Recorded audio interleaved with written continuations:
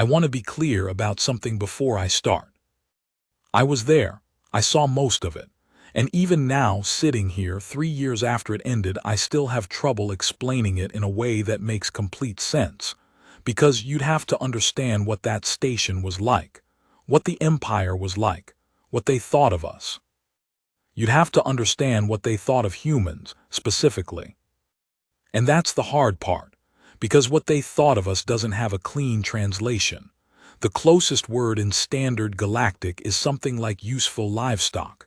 Not quite animals, not quite people.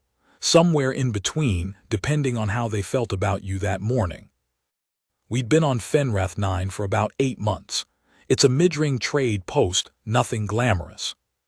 Cold corridors, recycled air that always smelled slightly like mineral dust, and about 4,000 beings of varying species doing business with each other and trying not to start wars while they did it. It was a functional place. Professional if you were generous. Tense if you were honest. Humans had a section. We called it the human quarter, which sounds more dignified than it was. It was about 40 berths, a shared meal hall, one communications terminal that worked maybe 60% of the time, and a view from a porthole that looked directly into a loading dock wall. The Villari had an entire wing. I remember the first time I walked through it by accident. I'd taken a wrong turn on the way to a trade meeting, and I ended up standing in a corridor made of something that looked like polished obsidian but felt warm when you touched it. The lights were soft and amber. There were water features. Actual water, moving in channels cut into the floor with something luminescent growing in them. The air smelled like forests. A Villari guard stopped me at the entrance before I could go further. He was about 2.5 meters tall, with the kind of stillness they all have, like their bodies are making a decision every second about whether or not to be patient with you. He didn't speak. He just looked at me with those silver-pale eyes and made a gesture with 2 fingers that meant wrong direction. I apologized and left. I walked back through the cold mineral dust corridor of the human quarter and sat down in the meal hall and ate something that was technically labeled as protein stew, and I thought about the water channels and the warm obsidian walls. That was the context. That's what you need to understand before I tell you anything about Davin Orel or Saravin Kael'thasa, or the thing that happened 3 months later that changed everything. The Villari Empire had been the dominant force in the Midring territories for about 400 years by the time humans arrived. They weren't the biggest empire, the Gordathi hegemony was larger in raw territory, but they were the most structured. Everything they did had layers of meaning. A gift wasn't just a gift. A greeting wasn't just a greeting. A marriage wasn't just a marriage. Everything meant something, and they expected everyone around them to know what it meant, and they had very little patience for beings who didn't.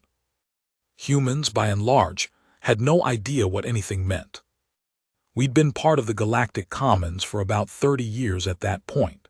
30 years sounds like a long time. In interstellar politics, it's about as long as it takes to finish unpacking. We were still in the phase where other species were deciding what category to put us in. Most of them had landed on minor species, low threat, manageable utility, which meant they'd use us for the things we were good at, which, honestly, was mostly labor and trade logistics, and ignore us for everything else. The Villari were more specific. They put us in the permitted servant class, which had specific legal definitions. It meant we could operate on their stations and in their territories as long as we followed their rules, paid their fees, and didn't cause trouble.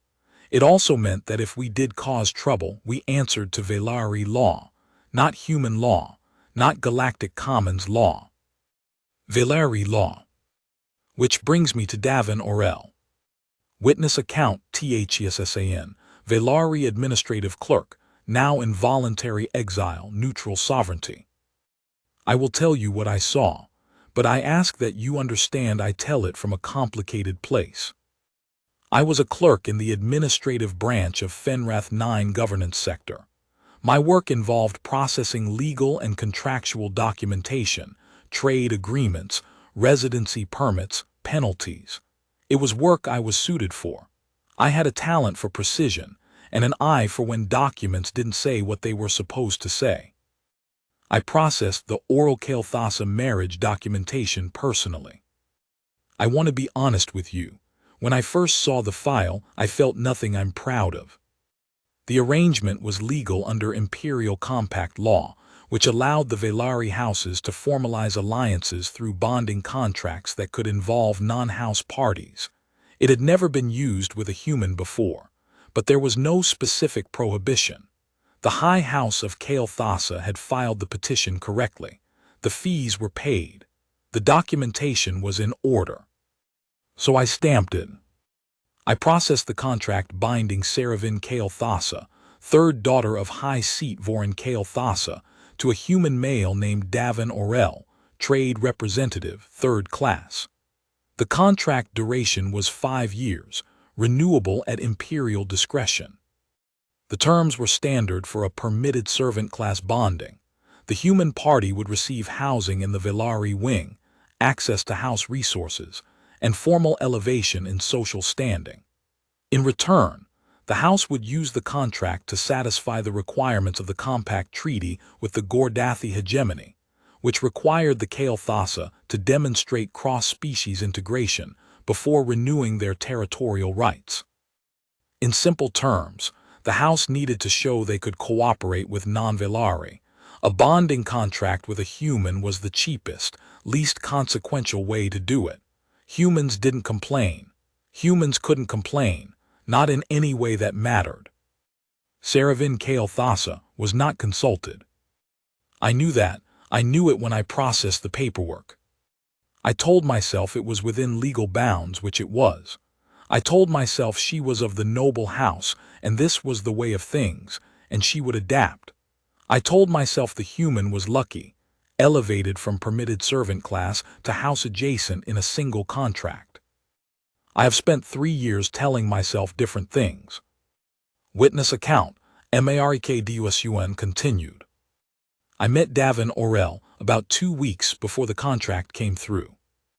He'd arrived on Fenrath 9 as a replacement for our previous trade rep, who'd left under circumstances nobody talked about clearly, but everyone understood had something to do with the mineral contracts and a miscalculation that cost the Gordathi buyers about 40,000 credits. The station needed a new face.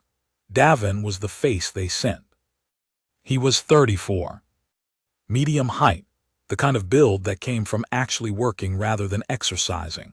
He'd spent 3 years before the trade post doing physical logistics on a Deepring supply depot. Dark hair that was slightly too long and always looked like he'd combed it with his fingers. He had this way of going quiet when he was thinking, just completely still, like the thinking was happening somewhere far inside him, and his body had learned to wait for it. He wasn't impressive exactly. He was solid. That's the word I kept coming back to. He was the kind of person who, when he said he'd do something, it got done. We had a drink together in the meal hall on his second night. Protein stew and recycled grain spirits. He asked me questions about the station, the actual functional questions, not the tourist questions. Not what's the food like or which species are friendly. He asked me about the power structures. Who made real decisions, where the unofficial trade happened, which regulations were enforced and which ones everyone pretended not to notice. I told him what I knew. He listened the way people listen when they're going to use what you tell them, not just nod at it. When I mentioned the Velari, he asked what they were like to work with. I told him honestly that you didn't work with them. You worked around them, or you worked for them, or you stayed out of their way entirely. Those were the options. He nodded slowly and said, "Which one pays best?" I laughed. I thought he was making a joke. He wasn't. About 10 days after that conversation, the contract notice went up on the Human Quarter bulletin board. I remember the morning. I was getting water from the dispenser near the door when I heard Priya, one of our logistics coordinators, make a sound that wasn't quite a word. I looked over. She was standing in front of the board with her hand over her mouth. I went over and read it. The language was formal and Velari, but the key parts had been translated into standard galactic as required by Galactic Commons protocols. A bonding contract had been filed under Imperial Compact law. One party, Saravin Vel Kael'thasa, noble daughter, House Kael'thasa. Second party, Davin Orel Human, Trade Representative 3rd Class, Fenrath 9. Duration 5 years. Effective date, 12 days from posting. Required action from second party. Attendance at binding ceremony. Signature of bond documentation. No consent clause. No opt-out provision. Under Imperial Compact law as it applied to permitted servant class beings, the contract was considered accepted upon posting. Davin didn't have to say yes. He just had to show up. The human quarter was quiet for about an hour, and then it wasn't. People were angry in the specific way people get angry when they know there's nothing they can do, which makes the anger feel like it's eating you from the inside rather than building toward anything useful. Everyone had opinions. Everyone had things to say. The consensus was that it was humiliating, that it reduced Davin to a prop in a political arrangement, that the Galactic Commons should have prevented this, that someone should file a protest. Nobody filed a protest. Because who would you file it with? The Velari administered the station. The Galactic Commons had a non-intervention clause for internal Imperial Compact matters. Human governmental authority was about 12 light-years away and had no jurisdiction here. Davin had been in his berth during all of this. When he finally came out and read the notice, he read it twice slowly, and then he was quiet for a moment.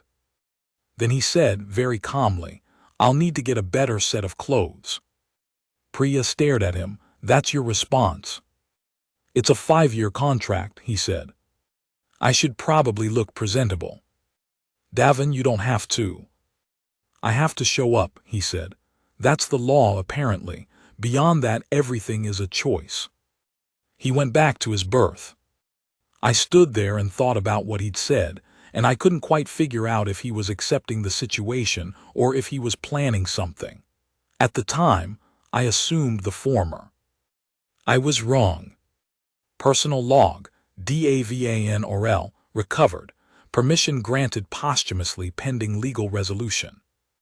Entry dated 14 days before binding ceremony. I've been reading the compact law documentation for 6 hours. My eyes hurt. The station's legal terminal is older than I am, and the translation software is 3 versions behind, but I've gotten through most of it. Here's what's interesting. The contract binds me, but it also binds them. The Kael'thasa House has legal obligations under this compact that go in both directions. I'm listed as House Adjacent, which under Velari legal code means I have access to House resources, House protections, and House dispute channels. That last one, that's interesting. House dispute channels are the internal legal mechanisms the Velari use when one House member has a grievance against another, or against the House itself. They're designed for Velari nobility. Nobody ever intended them to be used by humans. But the documentation doesn't say they can't be. I'm going to write this very carefully because I don't know who reads these logs. I'm not going to do anything stupid. I'm not looking for a fight. I'm going to show up, sign the documents, and do exactly what the contract says I have to do. But I'm going to read every word of it first. Entry dated 9 days before binding ceremony. I found it. Article 7, subsection 12 of the Imperial Compact Treaty. The same treaty the Kael'thasa are trying to satisfy by doing this in the first place. It says, and I've had the translation checked 3 times by the station's automated system, that any being enrolled in a house bonding contract under cross-species integration protocol retains the right to invoke the Tvoras. The Tvoras is a Velari legal concept. It translates roughly as the right of mutual dignity. It means that a bonded party who believes the terms of the contract violate basic standards of treatment can bring the matter before the imperial arbiter. It was written for Velari. It's never been invoked by a non-Velari. But it's in the treaty, which means it applies. I don't know what this is going to do. I don't know if anyone will listen. But I know what I'm going to do when I walk into that ceremony. I'm going to sign the documents. And then I'm going to ask about the Tvoras. Part 2, Chainsilk and Cold Light. Witness account, SERAVINKELTHOSSA, translated from Vale, with assistance from the Neutral Sovereignty Linguistic Division. I would like to speak for myself. I understand that in most of the accounts collected here I am described from outside, what I looked like, what I did, how I responded. I want to tell you what it felt like from inside, because that is the account that has not yet been told, and I believe it matters. I found out about the contract 4 days before it was posted. My father, High Seat Vorin Kale Thassa, told me during the weekly house meeting. He told me the way you tell a table where it was going to be moved. It was a logistical statement. The contract has been filed. You will attend the ceremony. The human has been selected from available permitted servant class beings in the mid-ring sector. His record is adequate. The arrangement will last 5 years. You will conduct yourself with house dignity. I sat in that meeting and said nothing. I want you to understand what nothing means in Velari culture. Silence is not neutral. Silence is compliance. When a Velari goes silent in response to a directive, they are saying, I understand and I will do this. To speak against a high seat directive in formal meeting, to actually object would require invoking the Seil Veth, the right of personal objection. The Seil Veth is a legitimate mechanism. But invoking it against a high seat decision about house political arrangements would have cost me my status as noble daughter. I would have been reclassified as house adjacent, stripped of voting rights in house matters, removed from the succession line. The succession line I had no desire to be in. The voting rights I had exercised exactly twice in 11 years. The status that had, in practice, meant my father made decisions about my life, and I was expected to be quiet about them. I was quiet. I had always been quiet. I went back to my quarters after the meeting, and I sat by the window that looked out into the mid-ring starfield, and I thought about what it meant to have been assigned to a human. Not because I thought it was beneath me. I was past that kind of thinking by then. I'd spent 4 years as an academic researcher studying non-Velari cultures, which had given me enough perspective to know that the hierarchy we lived inside was constructed, not natural. I knew humans were not lesser beings. What I thought about was the human, specifically, whoever he was. He was going to show up in 12 days to a ceremony he had not chosen, to be bound by a contract he had not signed, to a woman who had not selected him. He was going to be placed in the Velari wing, expected to follow Velari customs, expected to be a political symbol for 5 years. And there was nothing either of us could do about it. I thought about that for a long time.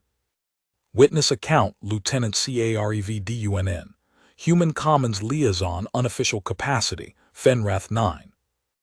My role on Fenrath 9 was technically trade liaison, but in practice, I handled anything that needed someone to navigate between human interests and the rest of the station's power structure, which meant I spent a lot of time in rooms where humans weren't really supposed to have opinions, making sure we had them anyway. When the contract notice went up, I was the first one to try to do something official about it.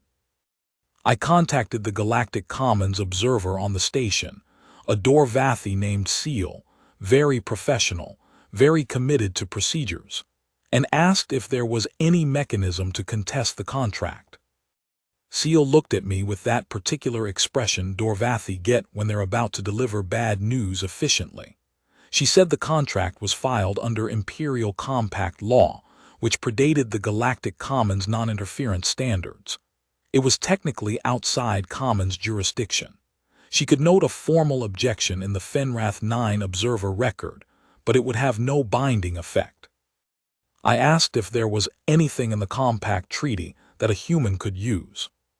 She looked at me for a moment longer than was strictly professional, and then she said, carefully, "There may be, but it would require someone with the patience to read the treaty closely and the nerve to invoke something that has never been invoked before. It would not make that person popular." I said, "Define popular."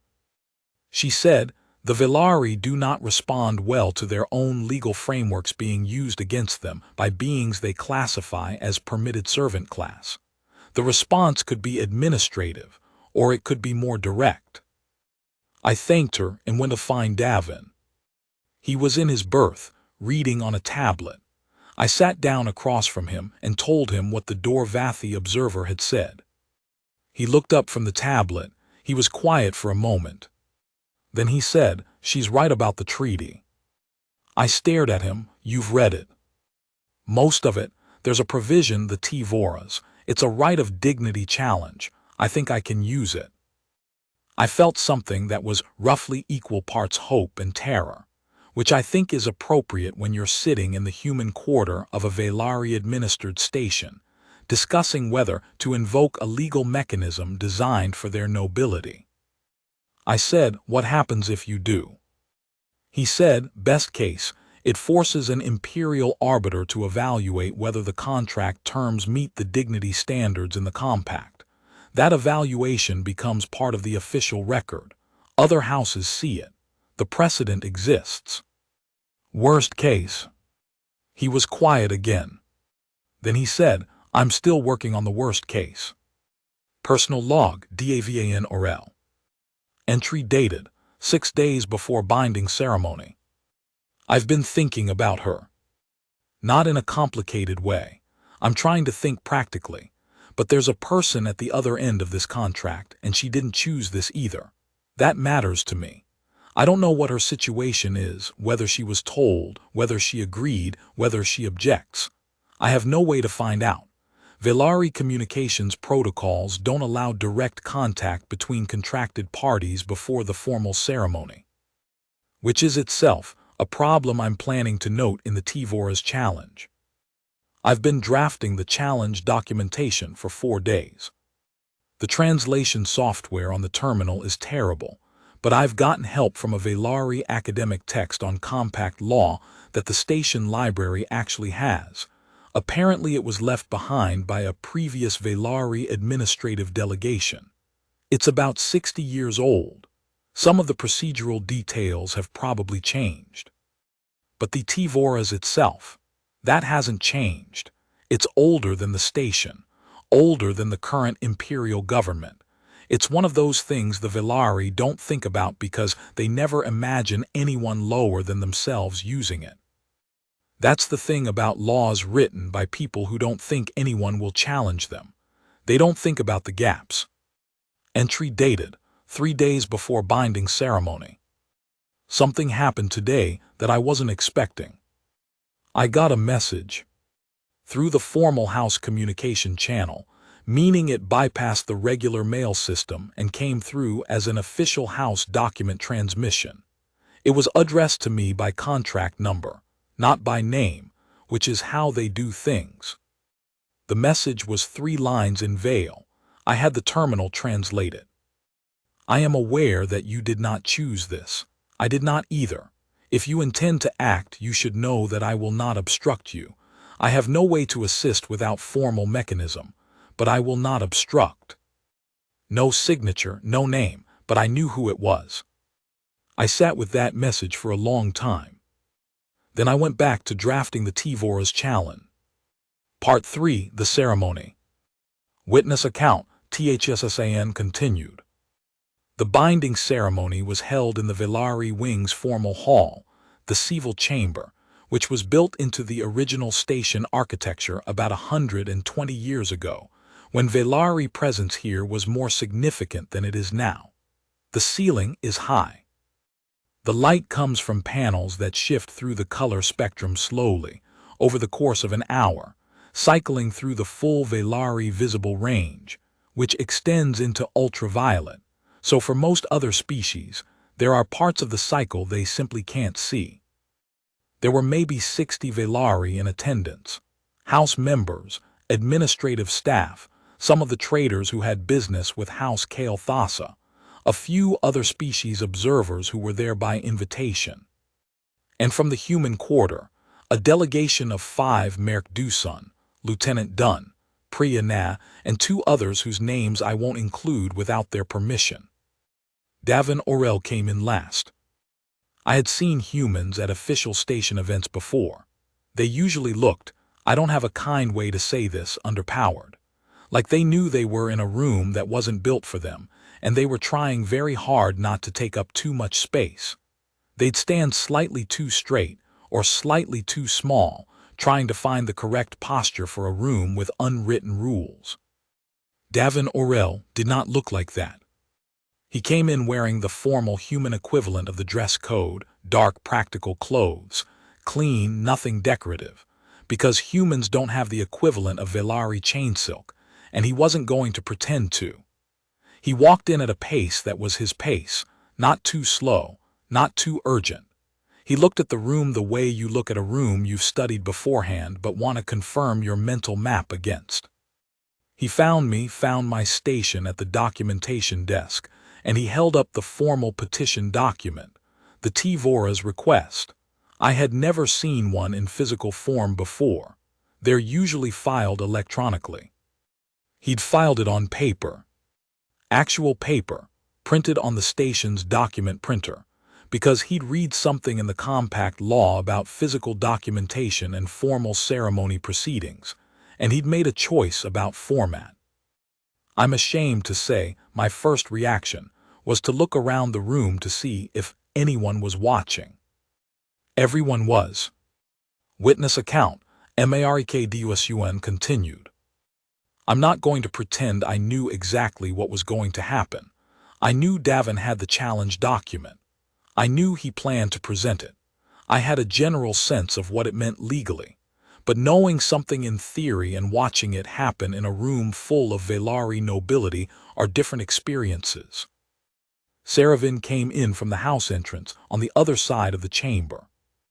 I want to describe her honestly because I think it matters. She was tall, like all Velari, with the kind of composed stillness that their culture creates in people who have had it drilled into them since childhood. She was wearing formal house dress, chain silk that was dark blue, almost black, with silver thread at the edges, and her hair was arranged in the way that meant house ceremony. I'd read enough about Velari culture to recognize the shape of it. She looked from a distance, exactly like someone who was doing this correctly, exactly like a noble daughter fulfilling a house obligation. But I'd spent 8 months on Fenrath 9, and I'd learned to read the way other species held themselves when things were wrong. There was a particular quality to her stillness, like she was very carefully not looking at the door she'd come through. She found Davin across the room with one quick glance, quick enough that if you weren't watching her eyes specifically, you'd miss it. He was already looking at her. He gave her something that wasn't quite a nod, more like an acknowledgement, like, I see you. She looked away, but her shoulders settled, very slightly, like something had moved. The ceremony started with the reading of the contract. A Velari official, the House Lector, a tall, older man with the kind of composure that came from doing this for 40 years, read the terms in Vale and then in Standard Galactic. The translation was accurate, I'll give them that. He read through the obligations clearly. 5 years, renewable, house-adjacent status, the resource provisions, the behavioral expectations. When he got to the signing portion, he gestured first to Saravin. She signed. She didn't pause. She didn't look up. She signed the way you sign something you've accepted is going to happen. Then the lector gestured to Davin. Davin walked forward. He took the stylus. And then, very calmly, very quietly, he placed the Tvora's petition on the documentation table next to the signing document. The room was already quiet. It got a different kind of quiet. The lector looked at the document. He looked at Davin. He said in standard galactic, "What is this?" Davin said, "A Tvora's petition, filed under Article 7, subsection 12 of the Imperial Compact Treaty. I'm invoking the right of mutual dignity review before completing the bond documentation." The silence lasted about 3 seconds. Then Vorin Kael'thasa, who had been standing with the senior House members on the elevated platform at the far end of the chamber, said something in Vale that the translation software later rendered as that is not a mechanism available to him. Davin said, very calmly, "With respect, it is. The mechanism applies to any party enrolled in a cross-species integration bonding contract. That category applies to me by the terms of the contract you've just had read aloud." Witness account, SERAVINKELTHOSSA continued. "I want to tell you what I felt when I saw the document. I had sent him the message 3 days before. The 3-line message through the House channel.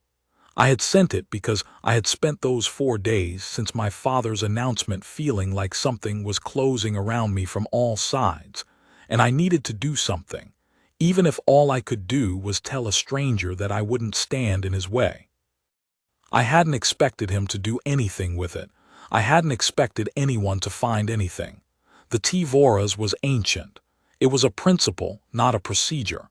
Nobody had used it in living memory. I'd studied Velari law as part of my academic work, and I knew the mechanism existed. But the idea that a human, a being who had been on the station for weeks, who didn't speak Vale, who was classified as permitted servant class, would have found it and drafted a formal petition in 12 days was not something I had been prepared for. I looked at the document on the table, and something happened that I was not prepared for. I felt something shift in my chest, something that had been locked in place for as long as I could remember, not just since the contract announcement, but before that, for years. This particular kind of stillness that was really a kind of held breath, it shifted. Like something had moved an inch that I hadn't believed could move. My father was speaking. The lector was speaking. There was noise in the chamber. I was aware of all of it. I looked at the human across the table. He was not looking at me. He was watching my father with the particular attention of someone who is listening to an argument and deciding whether it contains anything useful. He looked like someone who had done his homework. I thought very clearly, he is going to lose this. He cannot win this in this room today. The system is not built for him to win. And then I thought, but that is not why he did it. Witness account, Lieutenant CAREVDUNN continued. The argument in that chamber lasted 47 minutes. I have the recording. We all have the recording now. But being in the room was different from watching the recording, because in the room you could feel the temperature. And the temperature it was the kind of atmosphere that makes the muscles in your back tighten.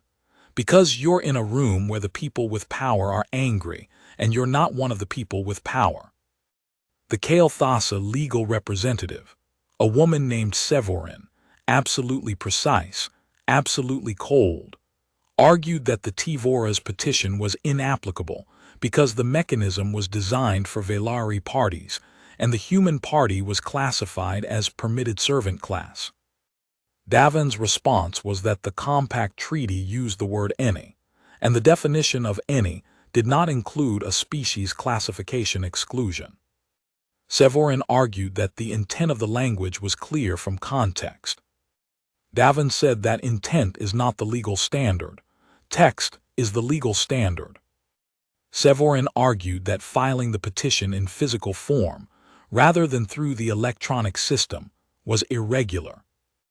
Davin produced a section of compact law. I could see him pull it from a folder he'd brought, actual printed pages, which I think surprised them just by existing, that specified physical documentation as a valid form for formal ceremony proceedings. Sevorin said the document was not witnessed by a Velari official. Davin pointed at me. Sevorin said a human was not a qualified witness. Davin pointed at Thesson, the clerk, who had turned a color I can only describe as very pale. Sevorin opened her mouth and then closed it again. High Seat Vorin said something in Vale. The translation came, "This is a disruption of House proceedings. It will be noted." Davin said, "I understand. I'm asking for the Tvora's review to be forwarded to the Imperial Arbiter as required by the compact mechanism. I'm not asking anyone here to rule on it." Which was, I later understood, exactly the right move. He wasn't asking them to admit he was right. He was asking them to follow the procedure. And the procedure was in the treaty that they had cited to justify the contract in the first place. There was a very long pause. The lector, the old man who had read the contract terms, said something very quietly to Sevorin. I couldn't hear it. Whatever it was made Sevorin's expression changed slightly. Then the lector turned to High Seat Vorin and said something formal in Vale. I asked the person next to me what he'd said. He said, the petition is procedurally valid. Refusing to forward it would violate the compact. The treaty is the mechanism we are using to protect our interests with the hegemony. We cannot be seen to violate it. Witness account, Mark continued. They forwarded the petition. Not happily. Not without a series of formal objections that were read into the record by Sevorin, in a voice that made it very clear she considered this an outrage. Not without Vorin Kael'thasa spending 3 minutes speaking in Vale about the dignity of the House, and the appropriate place of permitted servant-class beings, and what this precedent would mean. But they forwarded it. The bonding contract was suspended pending arbiter review. Standard compact procedure. A petition, once forwarded, freezes the contested documentation until the review is complete. This was in the treaty. Davin had known it was in the treaty.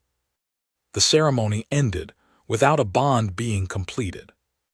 I watched Davin walk away from the documentation table. He walked past Vorin Kael'thasa without stopping, which was either incredible nerve or incredible calm, and I still don't know which. He walked past the cluster of House members who were watching him with expressions that ranged from fury to something else, something I couldn't quite name. He reached the area where our group was standing. He stopped. He looked tired. That was the first time he'd looked tired. He'd held it together through 47 minutes of argument in a room that wanted him to fail, and now that it was over, the tiredness showed in a way he wasn't bothering to hide. Priya put her hand on his arm. She said, "You okay?" He said, "Yeah, I need some water." We walked back to the human quarter. Part 4. The weight of what comes next. Personal log, Davan Orel. Entry dated 2 days after ceremony. I'm trying to think clearly about what happens now. The petition is forwarded. The Imperial Arbiter, whoever that is, I'm still finding out, has to review it. That process takes anywhere from 30 days to 6 months, depending on the Arbiter's caseload and the political weight of the parties involved. House Kael'thasa has significant political weight. I have none. The review could go badly. The Arbiter could rule that the Tvora's doesn't apply to permitted servant-class beings despite the treaty language. If that happens, the contract resumes and the bond goes through. But here's what I keep coming back to. The petition is in the official record. It exists. Whatever the Arbiter decides, the record shows that a human invoked the Tvora's under a cross-species integration compact. That's the first time that's happened. And other humans are going to read about it. And other people who operate under the permitted servant-class system are going to read about it. And other legal scholars, Velari ones, even, are going to have to think about what the treaty actually says. I didn't walk into that ceremony thinking I could win the argument in the room. I walked in thinking the argument needed to exist. Entry dated 5 days after ceremony. Something unexpected. Saravin Kale Thassa sent another message through the house channel. It was longer this time, 7 lines. She asked how I found the Tvora's provision. She asked whether I had legal training. She asked, and I'm translating this as closely as I can, whether I understood what I had done to the house's political position with the hegemony. The cross-species integration requirement is still outstanding.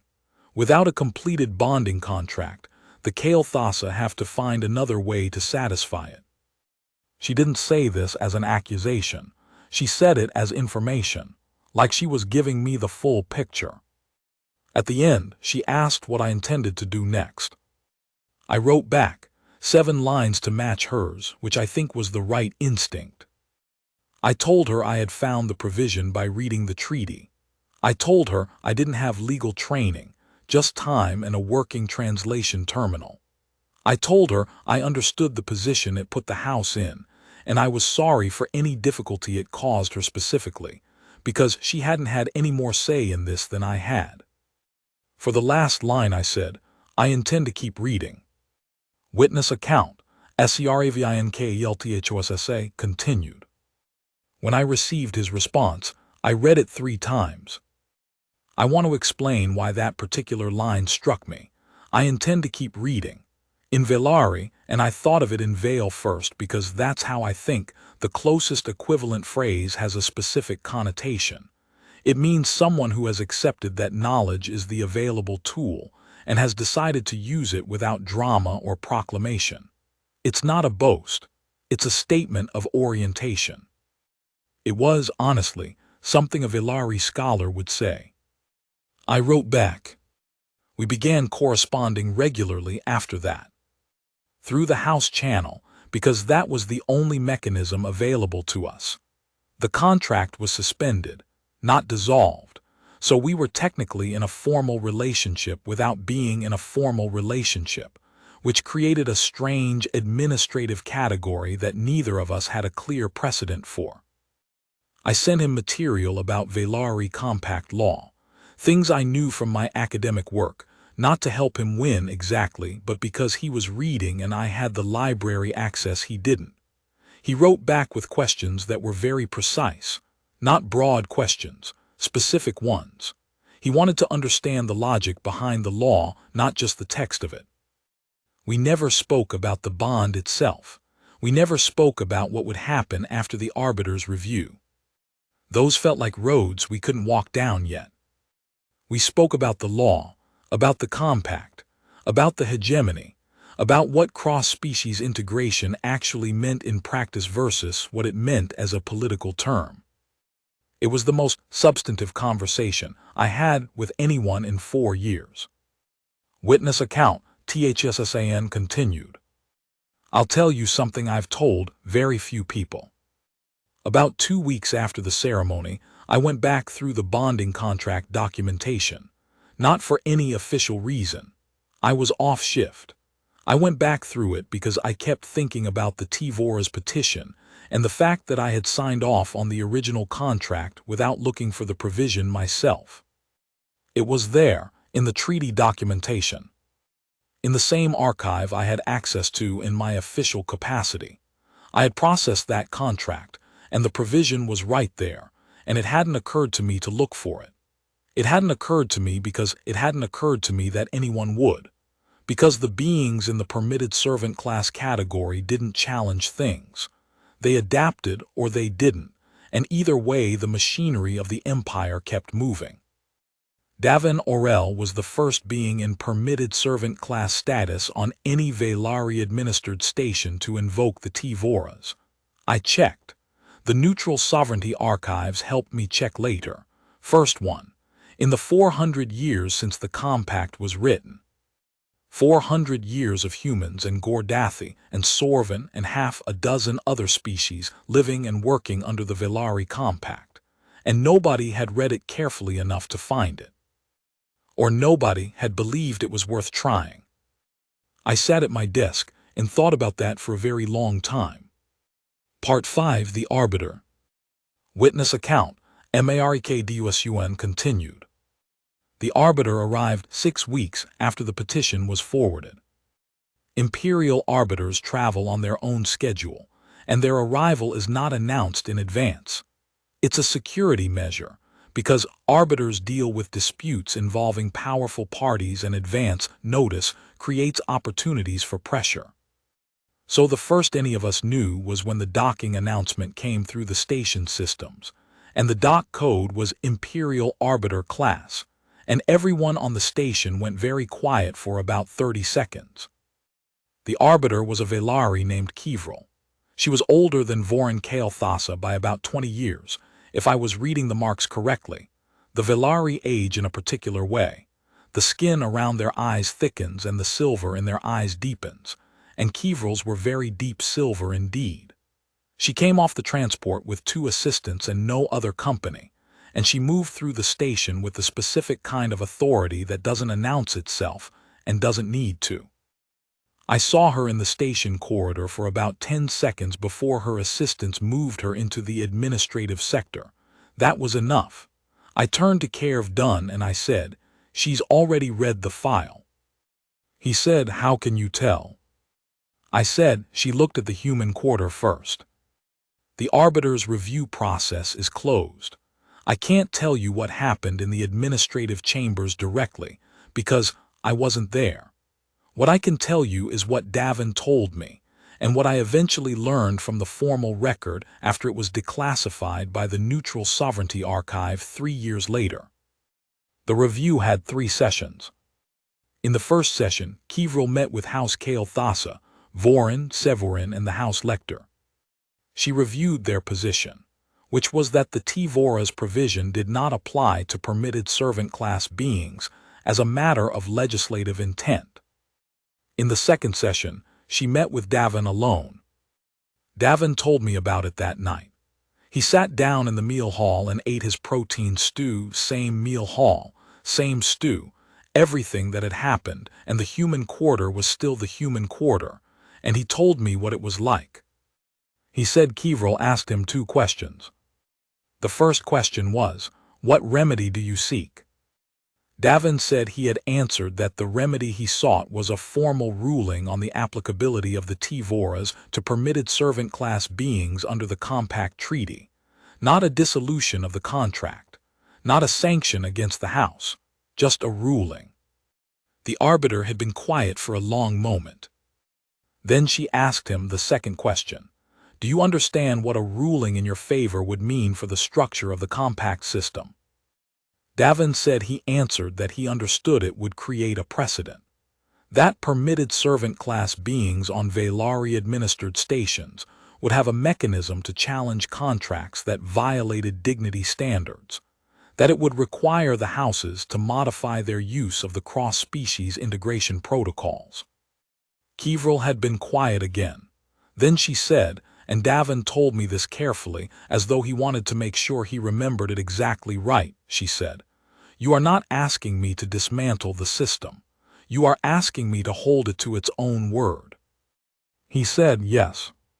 She said, "That is either the simplest or the most complex thing anyone has ever asked of this office.